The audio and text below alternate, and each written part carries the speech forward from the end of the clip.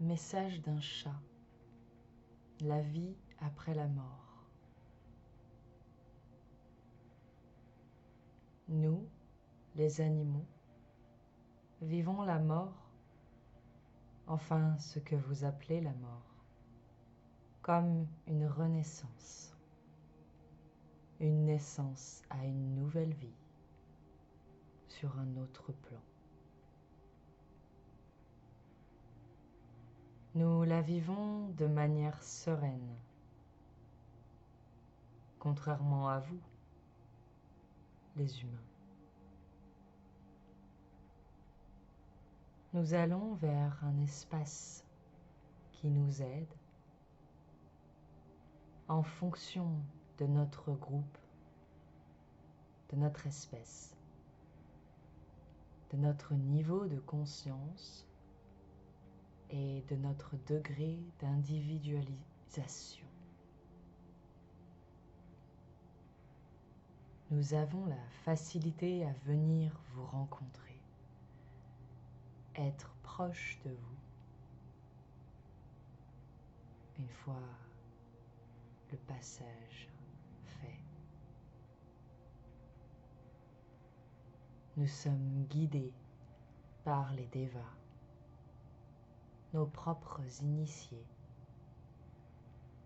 et de l'autre côté, nous retrouvons les êtres que nous connaissons, que nous avons aimés et que nous aimons encore. Nous vous guidons, nous vous observons. Nous prenons le temps de nous reposer, de nous régénérer.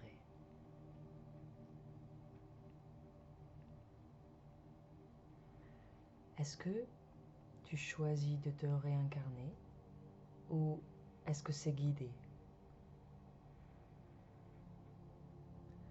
Nous, animaux, avons différents choix qui se proposent à nous, suivant notre conscience de nous-mêmes, suivant notre aptitude à conscientiser notre propre parcours. Nous avons le choix de nous réincarner. Mais nous sommes toujours guidés par notre Deva, par d'autres entités humaines, humaines au sens de non animal, beaucoup plus évoluées que nous, beaucoup plus évoluées que vous, êtres humains. Ils nous guident dans nos choix de réincarnation. Les animaux les moins évolués n'ont pas la possibilité encore de conscientiser tout leur potentiel de libre arbitre. Ils sont davantage dirigés par l'âme groupe et d'une certaine façon guidés par leur instinct. Les choix sont multiples et ils dépendent de notre propre évolution. Tout est une question de conscience ou d'inconscience. Les choix, les décisions sont prises en fonction de cette réalité.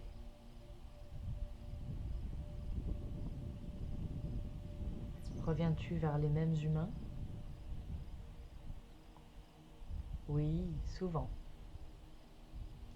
Mais pas toujours. Encore une fois, cela dépend de notre chemin de vie, des affinités et des liens que nous avons tissés. Cela se passe d'une façon similaire à vous, humains, lorsque vous vous retrouvez de vie en vie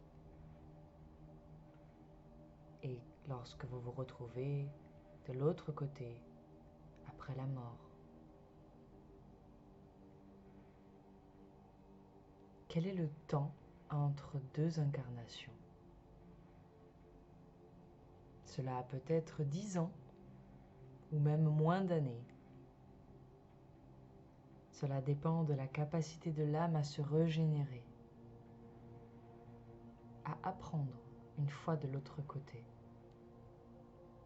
Et cela dépend des liens d'âme, karmiques, entre vous et nous, animaux. Ce n'est pas très important, et cela diffère trop d'un individu à l'autre. Ce n'est pas un point de référence pour comprendre comment la vie et l'après-vie se passent pour nous les animaux.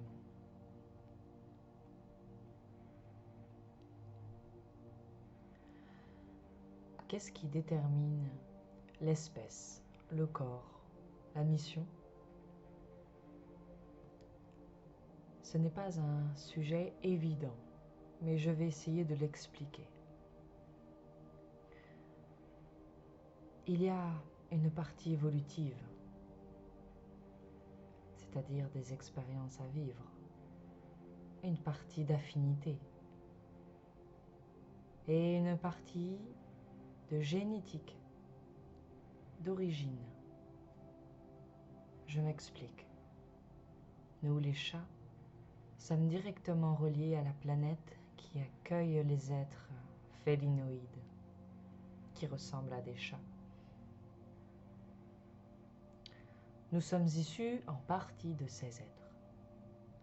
Ils ont participé à notre création via leur code génétique. Mais nous ne sommes pas que d'eux. Nous avons d'autres origines. Donc, l'espèce est déterminée par les choix d'incarnation à vivre telle ou telle expérience dans tel ou tel corps d'animal. Pour être clair, une âme très jeune va découvrir la mobilité en étant un insecte. Puis, au fur et à mesure du temps, elle va s'approcher de son origine, de ses racines, de là où elle est issue et de là où elle se sent profondément proche.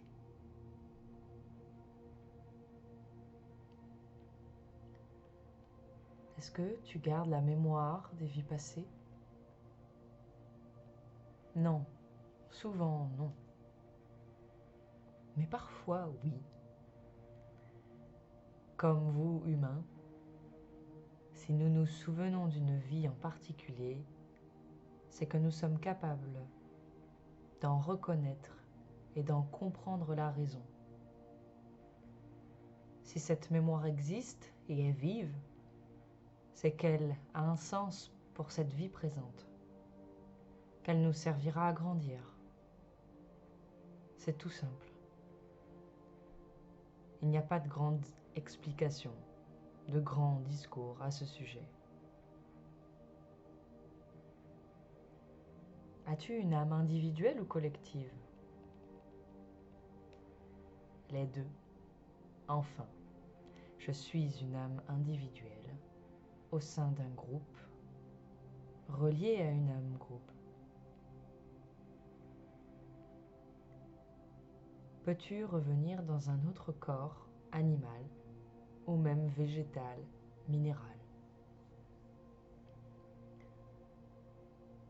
Si j'ose utiliser ce terme, je ne peux pas régresser et revenir dans un corps minéral ou végétal. Nous sommes déjà passés par là. À moins que nous ayons une mission spécifique à réaliser.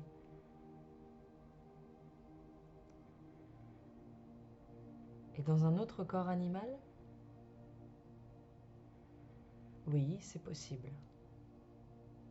Cela dépendra de ma capacité à évoluer en tant qu'espèce chat. Si la vie me demande de choisir une autre espèce, un autre corps, pour pouvoir continuer à grandir et à me rapprocher du divin, de moi-même, alors je le ferai. Dans quel monde allez-vous après la mort? À quoi ça ressemble? Ce monde ressemble à ce que nous aimons le plus, la nature, la beauté. Et il y a aussi les autres animaux que nous aimons. Et il ressemble à un grand jardin de fleurs, à un lac bordé de prairies, à un léger ruisseau, une source qui coule dans une forêt. Il est créé en fonction de notre propre perception, de notre amour d'un paysage, d'un lieu, d'une atmosphère ou d'une ambiance. Il est profondément relié à la nature, à la terre et au soleil, à ce qui est sain, pur et beau. Il n'y a pas de superflu, pas autant que pour vous, humains.